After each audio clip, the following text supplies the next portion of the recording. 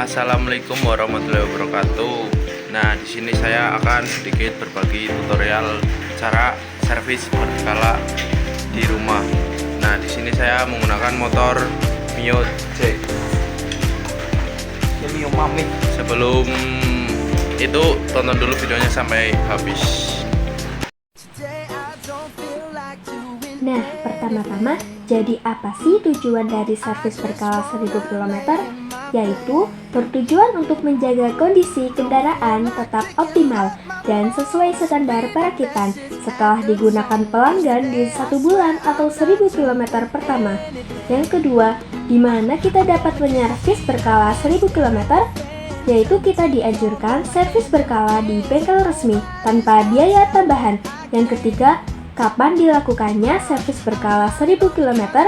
Yaitu servis berkala pertama pada sepeda motor umumnya dilakukan pada jarak 1000 km atau setelah penggunaan sekitar 1 bulan, tergantung mana yang tercapai lebih dulu. Yang keempat, siapa yang melakukan servis berkala 1000 km? Servis berkala 1000 km pada motor biasanya dilakukan oleh bengkel resmi atau mekanik yang berpengalaman. Yang kelima, mengapa perlu dilakukan servis berkala 1000 km? Yang pertama, yaitu pemeriksaan awal mesin. Yang kedua, penyaringan dan penggantian oli. Ketiga, pemeriksaan komponen lainnya. Keempat, menjaga garansi kendaraan. Kelima, mencegah kerusakan yang lebih besar. Secara keseluruhan, servis berkala di 1000 km penting untuk memastikan kendaraan tetap dalam kondisi prima, menghindari kerusakan, serta meningkatkan umur pakai kendaraan. Yang terakhir, bagaimana cara melakukan servis berkala 1000 km? Yang pertama yaitu penggantian oli mesin, pemeriksaan kampas rem, pemeriksaan sistem pengereman, pemeriksaan rantai dan gear, pemeriksaan ban, pemeriksaan busi dan sistem pengapian, pemeriksaan cairan pendingin jika ada, pemeriksaan sistem elektrikal, pemeriksaan baut dan mur, catatan servis. Nah, jadi itu gambaran tentang servis berkala. Untuk pembahasan yang lebih lanjut, yuk simak video ini.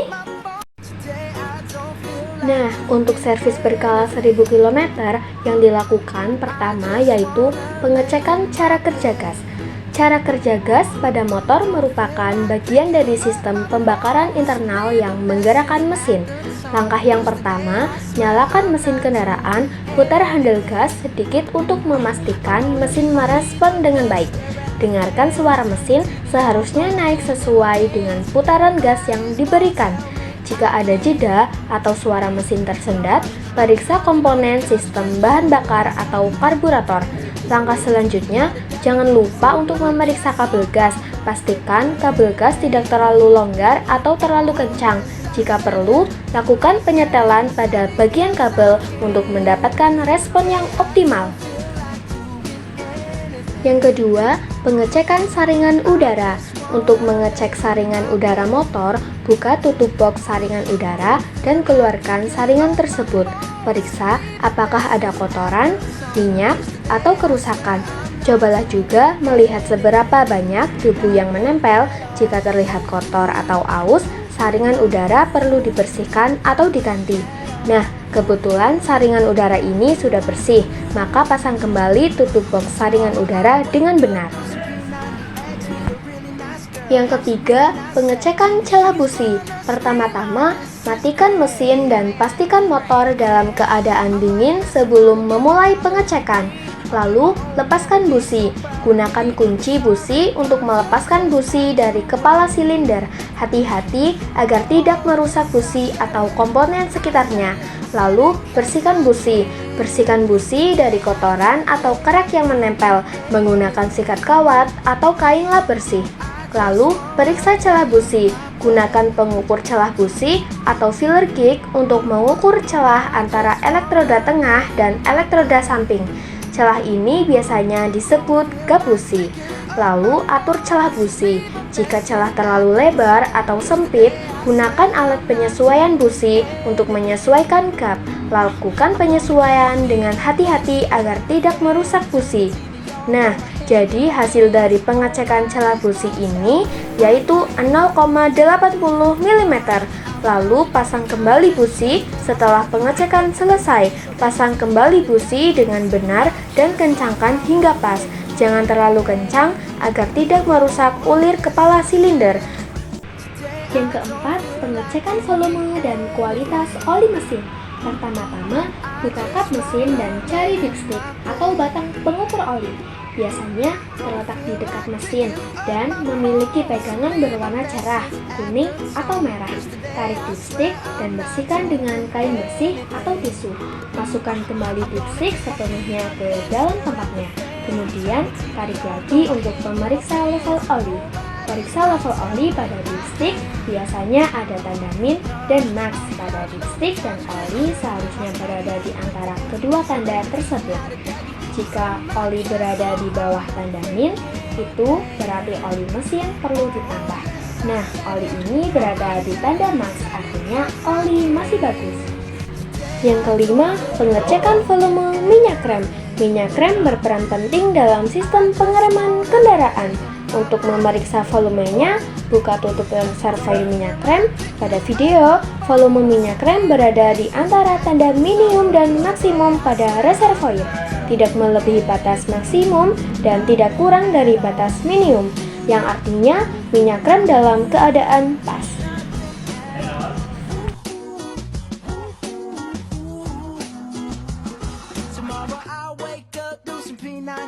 Meet a really nice girl, have some really nice sex, and she's gonna scream out, "This is great!" Oh my god, this is great. Yeah, I might mess around and get my college degree. I bet my old man will be so proud of me. Well, sorry, pops, you'll just have to wait. Oh, yes, I said it, I said it, I said it 'cause I can. Today I don't feel like doing anything. Yang keenam, pengecekan kampas rem depan dan belakang. Melepas kaliper terlebih dahulu pada kampas rem depan, mengeluarkan kampas rem dan ukur menggunakan jangka sorong. Untuk kampas rem depan standarnya 2,5 mm. Hasil pengukuran kita 4,9 mm. Keterangannya masih bagus karena lebih dari 2,5 mm.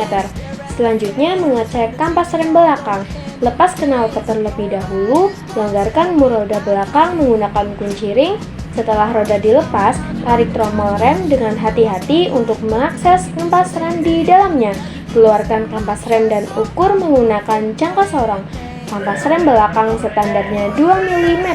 Hasil pengukurannya 3,20 mm. Keterangannya masih bagus karena lebih dari 2 mm.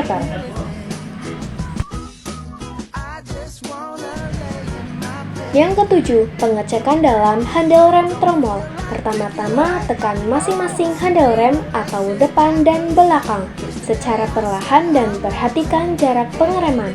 Rem depan. Hasil pengukuran jarak pengereman adalah 4 cm, yang artinya jarak pengereman ini berada dalam batas normal atau tergantung spesifikasi kendaraan.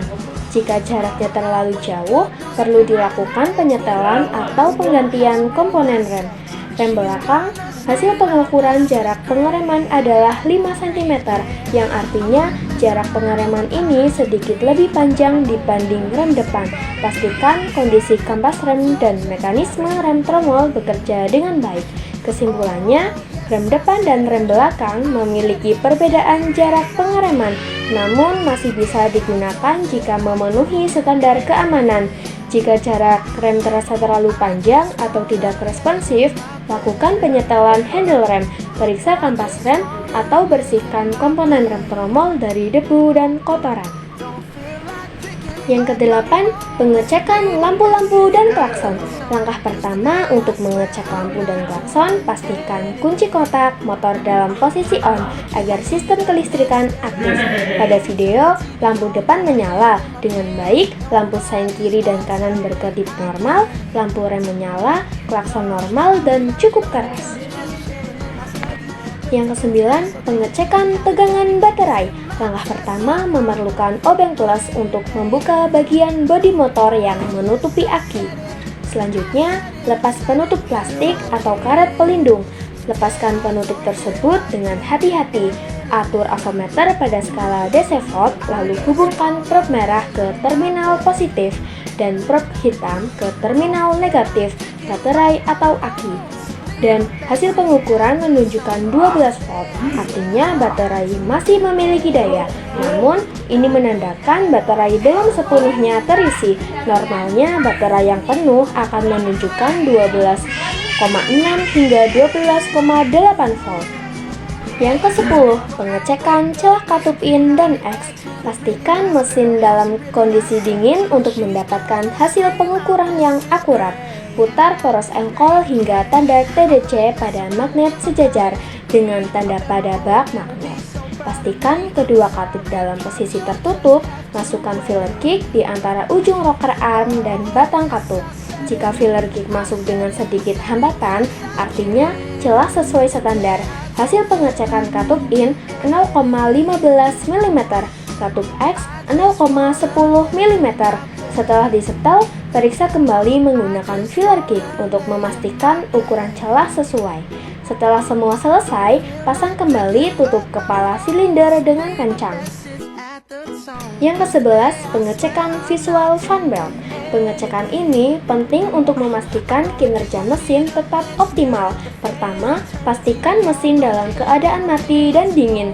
Buka kap mesin untuk melihat lokasi fan belt. Biasanya terhubung ke alternator, pompa air, atau kompresor AC. Selanjutnya, periksa kondisi fan belt. Cari tanda-tanda retakan, sobekan, atau keausan pada permukaannya. Jika terlihat halus atau licin, ini adalah tanda belt mulai aus dan perlu diganti. Lalu, tekan fan belt di bagian tengah untuk memeriksa tegangan. Jika terlalu longgar atau terlalu kencang, segera lakukan penyesuaian. Pastikan pula belt terpasang dengan rapi di semua pulai tanpa ada kemiringan. Jika saat mesin menyala terdengar bunyi berdecit, itu bisa menjadi tanda fan belt longgar atau rusak. Nah, jadi ini tutorial servis berkala 1000 km. Semoga bermanfaat bagi Anda semuanya. Wabillahi taufiq wal hidayah. Wassalamualaikum warahmatullahi wabarakatuh. Nice girl, have some really nice sex, and she's gonna scream.